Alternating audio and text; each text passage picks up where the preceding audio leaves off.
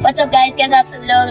Welcome back to another vlog. आज हम लोग जा रहे हैं वाइजाग टूर पे, बीच पे, कैलाशगिरी पे और बहुत जगह। हमारे व्लॉग में बनते रहिए और देखिए मजेदार जगह है।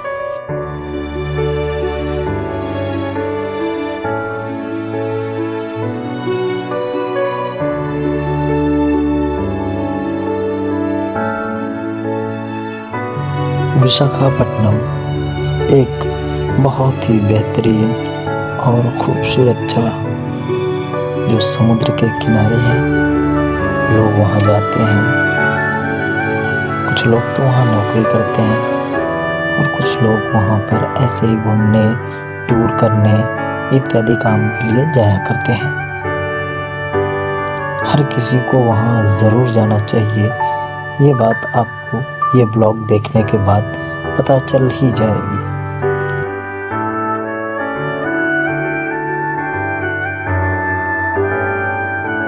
ये विशाखापट्टनम की कैलाशगिरी है जो काफ़ी ऊंचे समुद्र तल से बहुत ज़्यादा ऊंचाई पर है। कैलाशगिरी जिसे कहते हैं। यहाँ से कई सारे बहुत ही बेहतरीन और खूबसूरत नज़ारे आपको देखने के लिए मिलने वाले हैं। थोड़ा सा सब्र रखें, हमारे साथ बने रहें और इस तरह से इन नज़ारों को देखते रहें। ये जो आप हाई पॉइंट से समुद्र का किनारा देख रहे हैं, ये बहुत ही अमेजिंग है। यहाँ पे 2-3 घंटे आराम से बिताए जा सकते हैं। बार बार चाहे फ़ोन का कैमरा हो या फिर आँखों से जी चाहता है यहाँ बैठ के देखते रहो। बहुत ही सुकून भरा, शांत और कनेक्टिंग प्लेस है ये। मुझे लगता है कि हर इंसान को जीवन में एक बार ज़रूर यहाँ जाना चाहिए।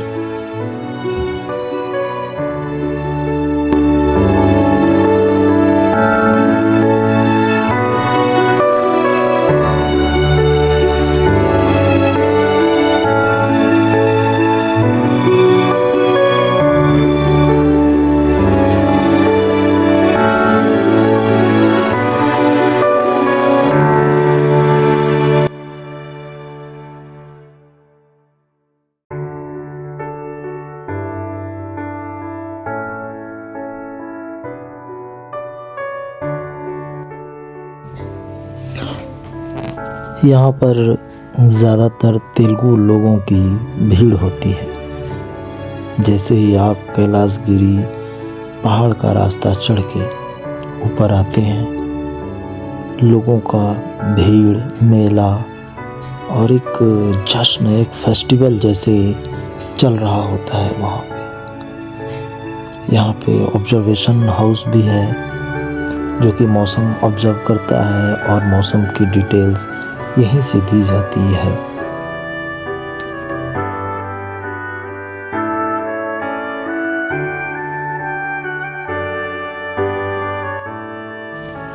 यहाँ पर जो भीड़ होती है ज़्यादातर तेलुगु लोगों की होती है, क्योंकि विशाखापट्टनम की मुख्य भाषा तेलुगु ही है। यहाँ पर घूमने के लिए छोटी सी ट्रेन है जिसमें बैठ के यात्री सफ़र करते हैं, क्योंकि कैलाशगिरी पर्वत काफ़ी बड़ी पर्वतमाला है, तो उसको घूमने के लिए एक छोटी सी ट्रेन की आवश्यकता तो है ही कम से कम। तो आप उस पर घूम के अपना सफ़र आगे तय कर सकते हैं। और इसके साथ साथ हमारे साथ काकू जी हैं जो हमें ये कैलाशगिरी का भ्रमण करवा रही हैं। ये एक तेलुगु लड़की है जो तेलुगु कल्चर में पली बड़ी, बहुत ही संस्कारी और तमीज़दार लड़की है। यहाँ पे खाने पीने और शॉपिंग जैसी चीज़ों के लिए दुकानें भी उपलब्ध हैं। अगर आप कभी भी कैलाशगिरी आते हैं तो कम से कम एक दिन का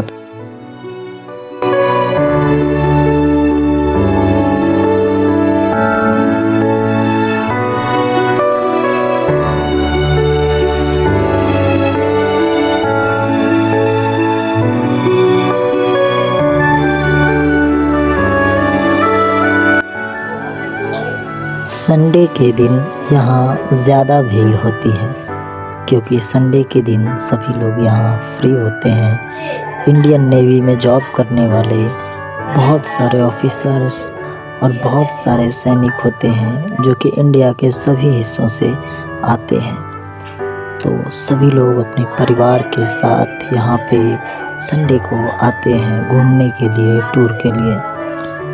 यहाँ पे आपको गौरी शंकर की एक मूर्ति भी दिखेगी जो बिल्कुल कैलाश गिरी के सेंटर में है। जी हाँ, कैलाश गिरी के सेंटर में वो मूर्ति कुछ इस तरह से स्थापित है जहाँ से कि आपको पूरा पर्वत के चारों तरफ का दृश्य नज़र आ सकता है। वैसे मैं आपको बता दूं कि विशाखापट्टनम जो है 3 तरफ से 3 एरिया उसका समुद्र से घिरा हुआ है। जी हाँ, जो समुद्र पाकिस्तान, श्रीलंका जैसे देशों से जाकर जुड़ते हैं।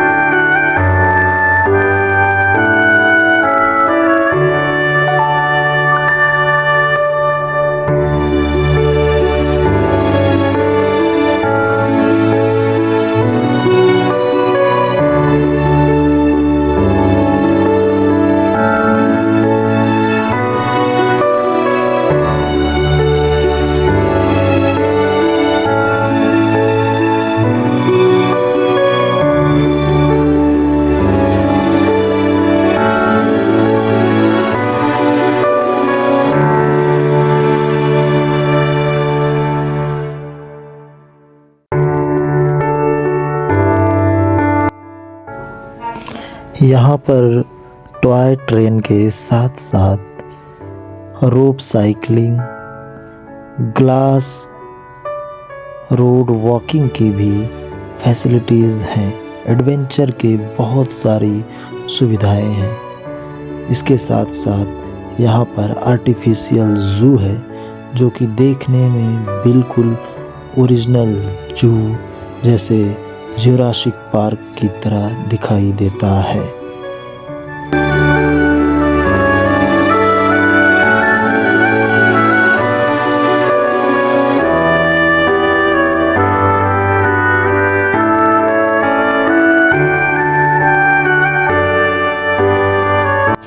अगर हम कैलाश गिरी के पिछले हिस्से की तरफ जाते हैं तो वहाँ से हमें बहुत ही अद्भुत नज़ारा देखने को मिलेगा। यहाँ पर बहुत सारे विश्रामालय बनाए गए हैं, साथ ही साथ रेलवे ट्रैक जो कि टॉय ट्रेन के लिए बनी है, बहुत ही सुंदर। और जैसे ही आप उसके पीछे हिस्से जब जा कर के किनारे जाते हैं पहाड़ के, तो वहाँ से सीधा वाइजैग सिटी मतलब पूरा विशाखापट्टनम आपको अपने पैरों के नीचे दिखाई देगा। जी हाँ, यहाँ से आप देख सकते हैं कि किस तरह से विशाखापट्टनम को तीनों तरफ से समुद्र ने घेर रखा है।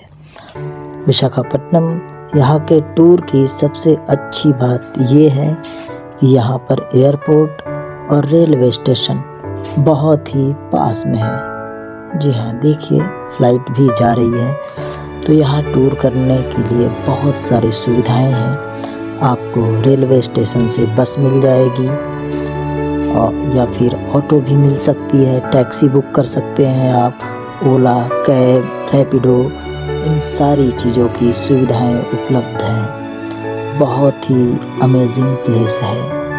पूरा दिन आप यहाँ पे घूम सकते हैं और इस टॉय ट्रेन का भी आनंद उठा सकते हैं।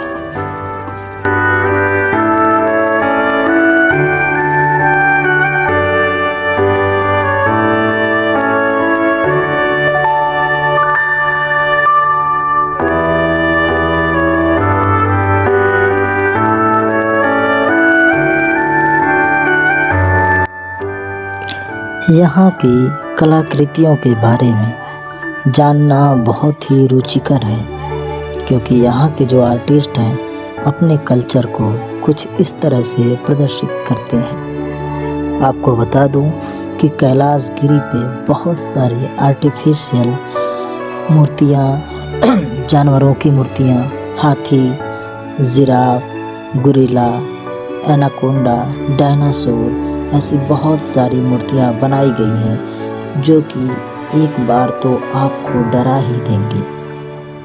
अगर आप अचानक से इसे देखते हैं तो ऐसा लगता है जैसे मानो सच में वो जीव आपके सामने प्रकट हो गया हो। ये दृश्य देखने में जितना ही भयावह लग रहा है, पास से उतना ही फील के साथ आपको आनंद देगा। इसके साथ साथ यहाँ पर बहुत सारी ग्रीनरी है। दूर दराज से लोग यहाँ पर घूमने आते हैं, यहाँ के नज़ारे को देखने आते हैं। आप देख सकते हैं किस तरह से डिटेल में काम किया गया है इन मूर्तियों के पीछे। इन मूर्तियों के सामने खड़ा होने पे ऐसा आभास होता है जैसे ये सच में आपके सामने है और अभी बोल उठेंगी। ऐसे लगता है जैसे ये जिंदा है, ये कुछ कहना चाहती है।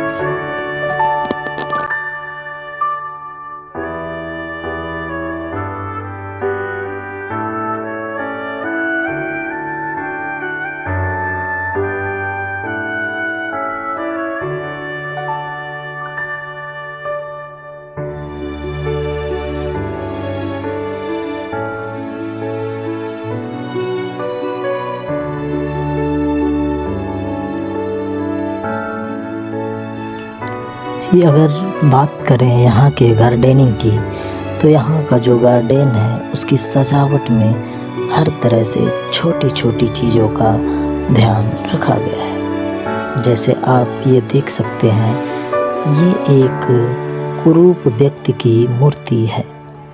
जी हाँ, जिस कलाकार ने भी उन मूर्तियों को एक चेहरा दिया है, पहचान दी है, ऐसे लगता है वो इनके अंदर जान डाल दिया है।